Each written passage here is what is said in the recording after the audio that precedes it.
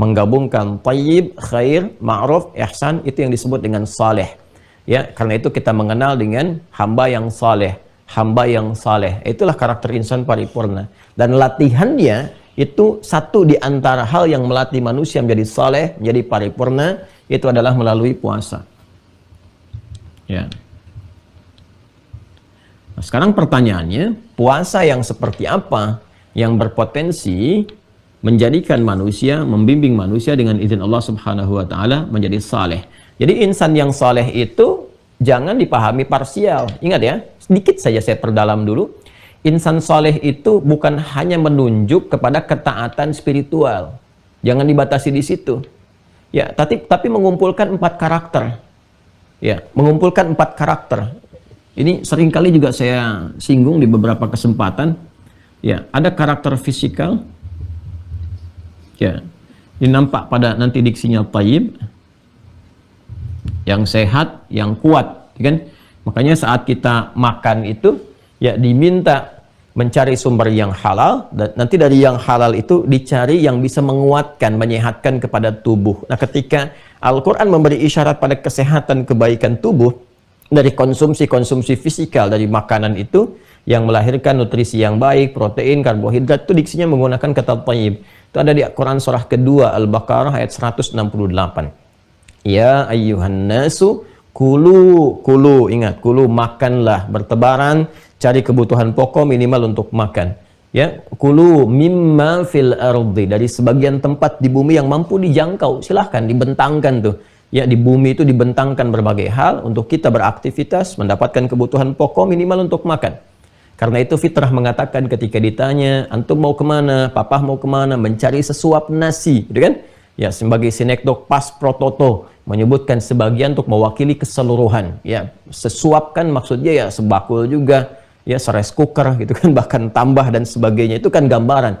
Dan nah, halalan cari dengan cara yang legal, yang halal, yang benar, ya, yang menjadikan tata cara kita bekerja itu baik. Kemudian dari hasil itu thayyiban. Ya, cari konsumsi yang baik, yang bisa menyehatkan secara fisikal.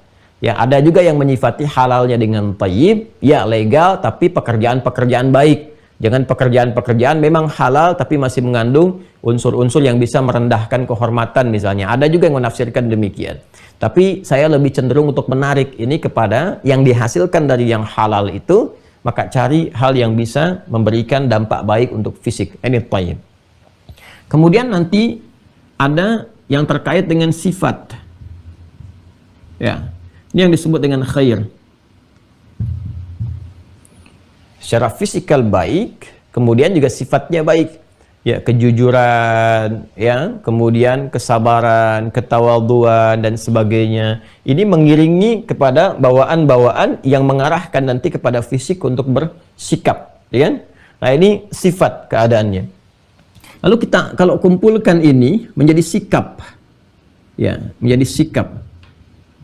Kalau ini baru sifat, jujur itu baru sifat. Tapi kalau ada yang disogok, kemudian dia menolak, gitu kan, diarahkan untuk korupsi, dia menghindar, ya itu jadi sikap namanya. Ya, maka ini disebut dengan ma'ruf namanya, ma'ruf. Ya, dia ada thayyib, khair, ma'ruf. Awas. Kemudian kalau ini kebaikannya dikerjakan karena Allah, ya dikerjakan semua ini karena Allah, ya ada karakter Rabbani di dalam semua sikap ini, semua dikerjakan ya karena Allah, ada karakter Rabbani, saya sebutkan karakter Rabbani saja, dikerjakan karena Rabbnya, maka menjadi ihsan, ya untuk kepentingan ibadah. Baik, jadi semua sikap yang hadir dalam dirinya, orang tua merawat anak baik sekali kan. Tapi apakah semua yang baik itu dikerjakan karena Allah?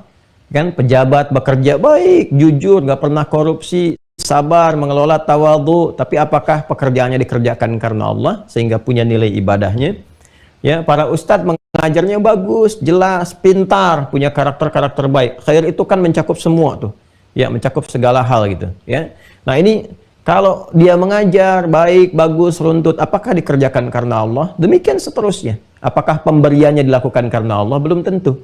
Kalau sampai ketiga ini ke sikap, banyak. Ya, bahkan yang belum beriman pun, ya, dari kalangan-kalangan misalnya non-muslim yang belum beriman pun, level ketiga ini bisa dapat. Sampai ke level menampakkan sikap-sikap yang baik. Banyak yang baik, banyak yang tidak korupsi juga banyak, ya kan? Yang disiplin banyak. Tapi apakah pekerjaan yang dikerjakan karena Allah? Anta'budallaha ka'annaka tarahu fa illam takun tarahu fa innahu yarak. Engkau merasakan bagaimana ketika bersikap, berperilaku, beraktivitas, ya kan? Kita merasa diawasi oleh Allah Subhanahu wa taala, terkoneksikan ya segala sikap kita dengan ridha Allah Subhanahu wa taala. Itu ihsan. Nah, gabungan keempat ini baik itu thayyib, khair, ma'ruf, ihsan, itu yang menjadikan saleh. Ya, saleh. Inilah insan paripurna, insan saleh itu. Jadi karakter fisiknya kuat, sehat, bagus. Makanya banyak nanti di hadis itu yang mendorong kita menjadi kuat. Al-mu'minul qawiyyu, kata Nabi SAW. Insan beriman yang kuat itu lebih dicintai di sisi Allah Subhanahu wa taala dibandingkan dengan insan beriman yang lemah. Nah, itu dari sisi fisikal, ya. Dan sifat-sifat juga banyak di Quran disebutkan, di hadis diberikan iringan, gitu kan? Kemudian sikap-sikap sampai kemudian pada konteks yang ihsan. Gabungan keseluruhan ini kan dari sifat, ya, kemudian sikap, ini kan sikap itu ekspresi fisik perilakunya. Sifat masuk kepada gambaran-gambaran karakter yang juga ini mencakup pada keadaan di akal, ya, intelektualnya. Bagaimana mengiringi kebaikan-kebaikan dari segi intelektual, percepatan, pemahaman, kebaikan dan sebagainya.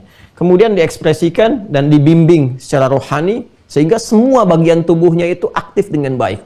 Rohaninya bagus, aklaninya bagus, kemudian juga sikapnya bagus. Ya, emosionalnya, spiritualnya, intelektualnya, dan fisikalnya. Gabungan semua ini saleh. Karena itu di fitrah setiap orang tua selalu menginginkan anak saleh. Ya, saya belum pernah dengar ada orang tua berkata, saya pengen anak thayyib misalnya. Ya, atau anak khair. Selalu saleh, itu fitrah. Itu ada di Quran surah ke-7 Al-A'raf. Ayat 189. Itu fitrahnya di situ tuh. Ya, kalau Anda baca ke ujung ayatnya, langsung ke ujungnya, da'awallaha rabbahuma la'in ataitana salihah lanakunanna minasyakirin. Ya kan? Ya, kedua calon ayah, calon ibu itu, ya, suami istri, di saat kandungan istri mulai membesar menjelang kelahiran, banyak berdoa kepada Allah, berharap sekiranya Allah menganugerahkan anak yang saleh. Ini menghubungkan dan menggabungkan 4 karakter utama ini.